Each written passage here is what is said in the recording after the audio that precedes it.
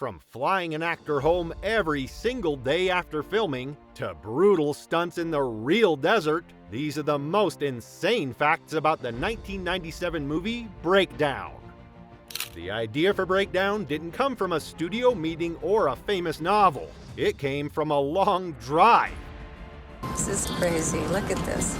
If you win this mail-in contest, you can choose between $90,000 or 90,000 donuts. Writer and director Jonathan Mostow came up with the story while traveling across the United States with his wife. As they drove through empty highways and remote desert roads, one thought kept returning. What happens if your car breaks down far from help? Well, looks like the baffle gasket's burned out. What? Yeah, it's connected to the connecting rod. Oh, God.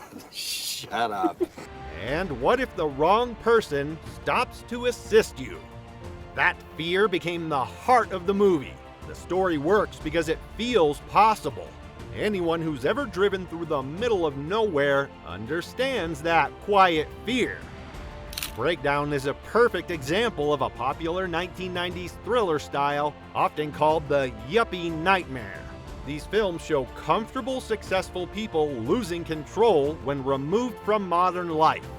In this case, Kurt Russell and Kathleen Quinlan played a wealthy couple driving a brand new Jeep. They have money, confidence, and access to technology. But none of that matters once they are stranded in the desert. What the hell is... What did you do? Hang on, I can't steer. The movie sends a clear message: comfort doesn't protect you. In the wrong place, power disappears fast. Perfect. Out of range? Well, so much for taking the scenic route. They make the fear believable. The filmmakers avoided studio locations. They filmed in real, empty places. Scenes were shot across California, Arizona, Nevada, and Utah, including areas like Moab's massive canyons. These weren't dressed-up locations. They were genuinely isolated landscapes where help was far away. The emptiness you feel on screen is real. Crew members were often miles from towns, cell service, or emergency help. That isolation affected everyone on set and made the performances more intense. Despite the harsh filming locations, Kurt Russell had a firm contract rule. He had to be home in Los Angeles every night. This was non-negotiable. To make this possible, the production flew him out of the desert by private jet and helicopter at the end of each shooting day. He'd return early the next morning to continue filming.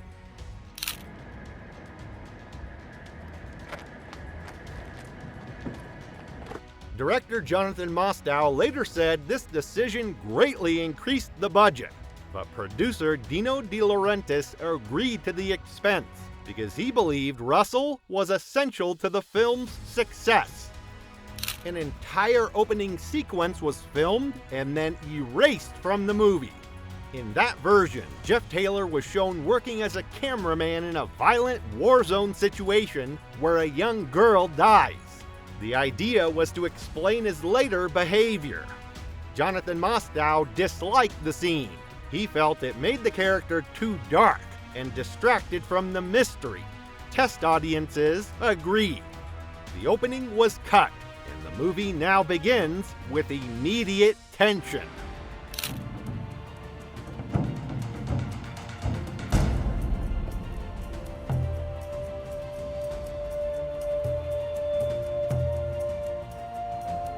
This decision made the story faster and far more stressful. Hi. Folks all right? Fine.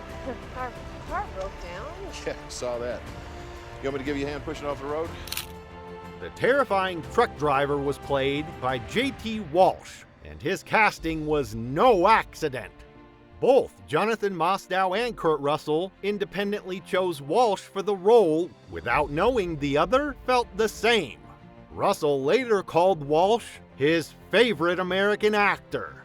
Sadly, Breakdown became the final film release while Walsh was still alive.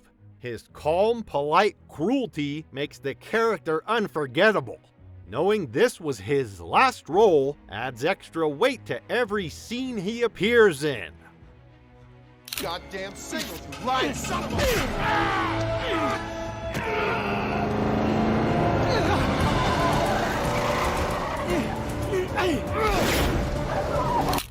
The action in Breakdown feels brutal because it's mostly real. Truck chases, crashes, and confrontations were filmed using practical stunts instead of heavy visual effects.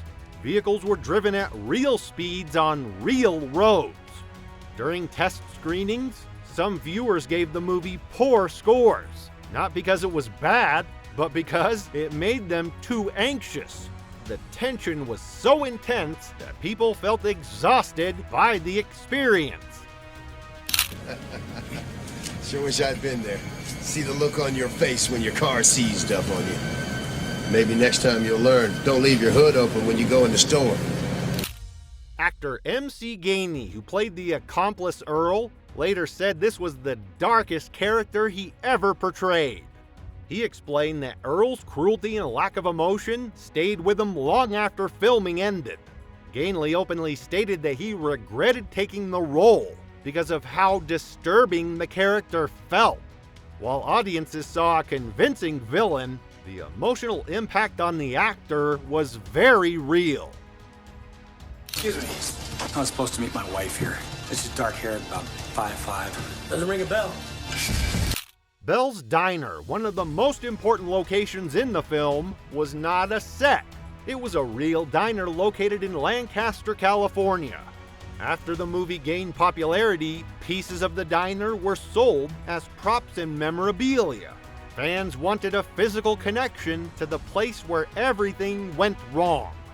The diner became part of the film's lasting legacy. Breakdown was not the original plan. The script began as a failed attempt to adapt Stephen King's short story, Trucks. When that project collapsed, Jonathan Mostow reworked the idea into something new. Car. Right. Right. Right. So. Right. How about, so how about I catch the ride and I'll call a tow truck? Instead of killer machines, the danger became human, and the story transformed into a grounded thriller with no supernatural elements.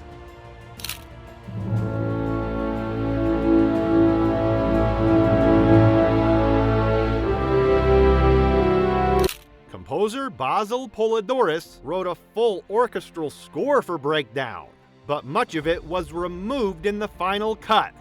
Right for ride. You were supposed to drop her off at Bell's Diner. Not me, sorry. Wait a minute. What do you mean sorry? This is like a half an hour ago, for Christ's sake. You don't remember? Look, I don't know how to tell you this, but I've never seen you before in my life. The filmmakers chose to rely on silence, sound effects, and low percussion instead of constant music. This made the engines louder, the footsteps sharper, and the silence more threatening. Years later, a special 3-CD release revealed how much music had been stripped away to increase tension. That fear you feel comes from what you don't hear.